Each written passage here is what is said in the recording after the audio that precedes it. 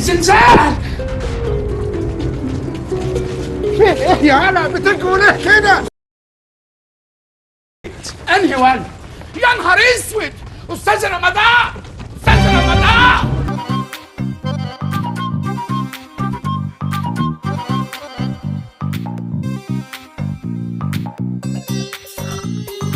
قلنا لكم النهارده نقطع الشك باليقين ونعمل لقاء مع المدني عليه شخصيا.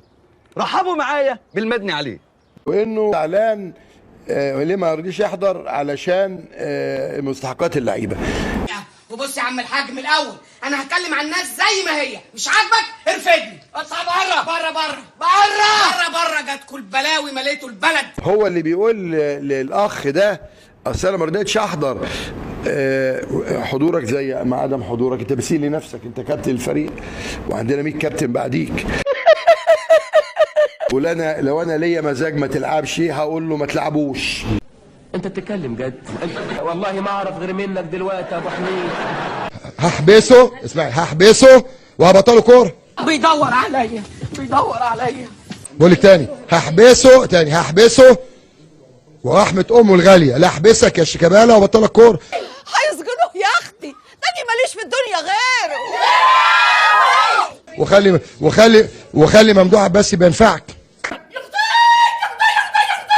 ايه اللي بتنيله ده يا رمضان؟ فك الولا، ابوس ايدك فك الولا. لا يا اخويا مش هفك الولا ده هيتمد على رجليه، ده قلبني في الدرع.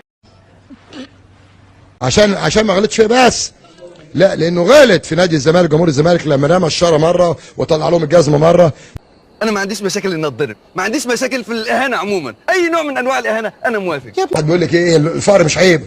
الفقر مش عيب، بس مش معقول تبقى كنت باخد جزم امير ابني من سنتين وجاي دلوقتي تقل ادبك على ابوك. انت بتعيرنا ولا ايه يا ابو الحاج؟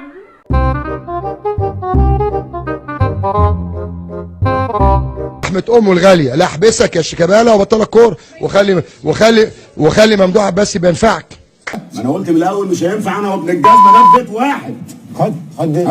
ويا ابني المجنون يا وحياة الشواح الاحباس. يلا ابني هنا. افتكر اخيرا واهم حاجه من هذه الحلقه، بيج ديت، اخيرا وليس اخيرا. ما تنساش في الحلقات اللي فاتت وتنتظر الاسبوع الجاي الحلقه الجديده، تنزل تبص على المصادر، ولو انت على اليوتيوب اشترك في القناه بس.